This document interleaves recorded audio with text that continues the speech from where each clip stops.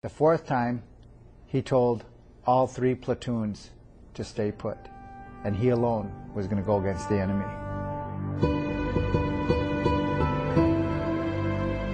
Men like Woodrow Keeble, Uncle Woody, are very rare, in the sense that none of us know how we're going to react under fire or in war, whether it will be terrorized beyond action, will be paralyzed by fear. But we do know one thing about Uncle Woody: he wasn't. It was October 20th, 1951, when Woody began his 4th attempt, a solo assault on the hill. He started working his way up to the right pillbox. It would have been the enemy's left, but his right. And before he could get in grenade range, he had to eliminate the trenches of enemy soldiers protecting the pillboxes. I thought he was standing up in the trenches, and I said, why couldn't the enemy just turn their gun and shoot you when you're in the trenches with them? And at that time, he told me how he got down on the ground in the trenches with the enemy soldiers, almost in a kneeling position, and had his rifle stock almost to the ground, and he was on the ground and was shooting at an upward angle. Woody managed to take out the enemy soldiers in the 2 trenches protecting the pillbox.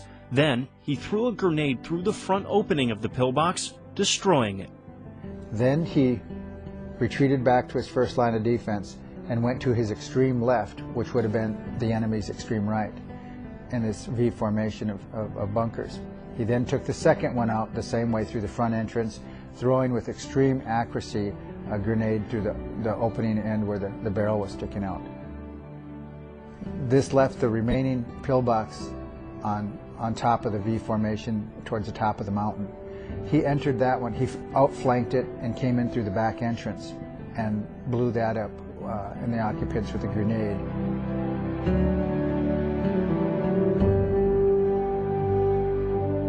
First in my mind, I thought he just sprinted up that mountainside like a 10-second, 100-yard dashman. And I asked him, how long did it take you to eliminate those 2 trenches full of enemy soldiers and those 3 bunkers? And in my mind, I thought he was going to say seconds. He just ran here and ran there and ran over here. But it didn't. It took him between 2 and 3 hours. And the entire time, the Chinese were trying to take Woody out. He was hit with shrapnel grenades, concussion grenades, a rifle fire. We later found out he took a bullet right through the chest.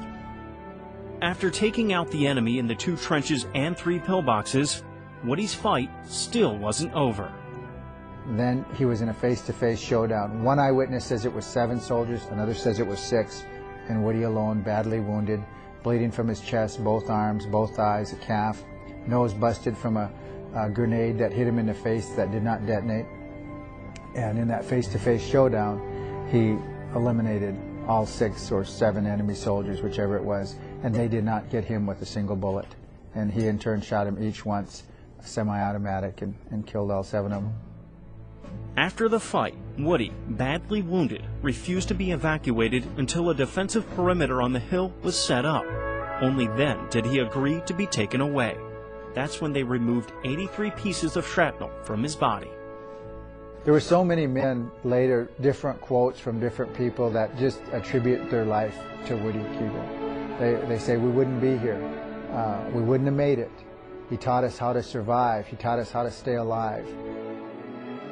For his actions, Master Sergeant Keeble was nominated for the nation's highest honor for valor in combat.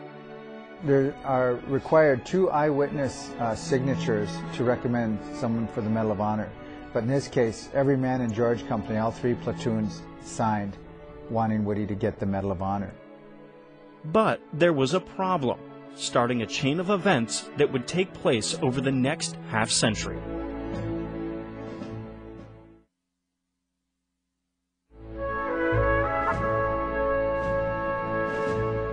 October 20th, 1951 was the day Master Sergeant Woodrow Keeble saved the lives of his fellow soldiers, single-handedly taking out an enemy that had several platoons pinned down for days.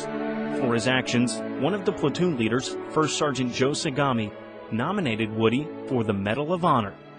every man in 24th Infantry Division, 19th Regiment, George Company, signed the recommendation.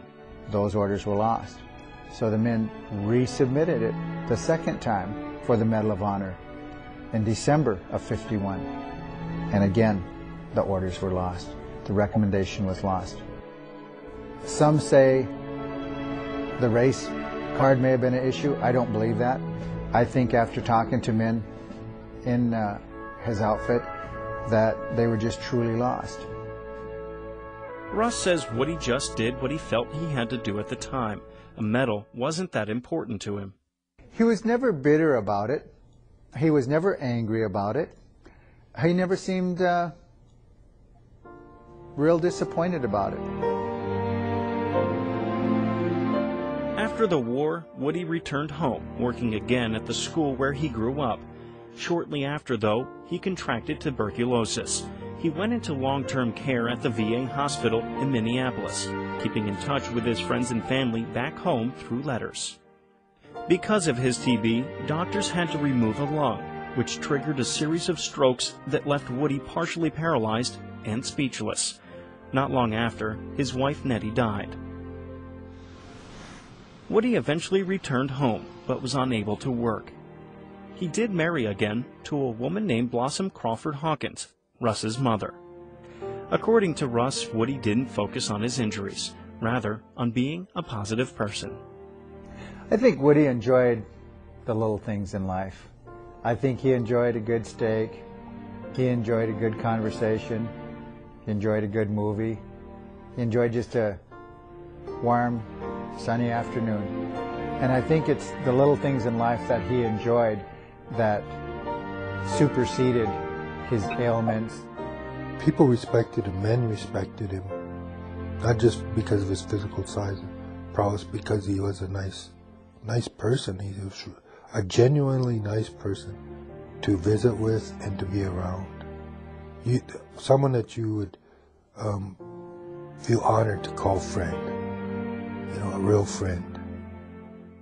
And maybe it was because of who Woody was off the battlefield, as much as it was for his heroism during the war, that the fight to get him the Medal of Honor never went away.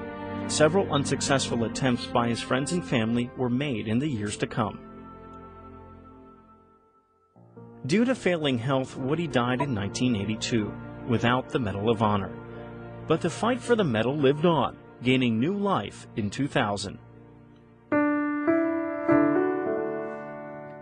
I met with two of Woody's friends. We just kind of talked over coffee, and these guys were getting old. A lot of their friends had passed away, and we thought we'll try one last time to get Woody the Medal of Honor. And the guys said, we'd like to see it. We don't have too much time left. And they said, let's give it one more go. In past attempts, efforts were made to find the missing paperwork from the original two recommendations. Then a light bulb kind of went off in our minds as we talked about this.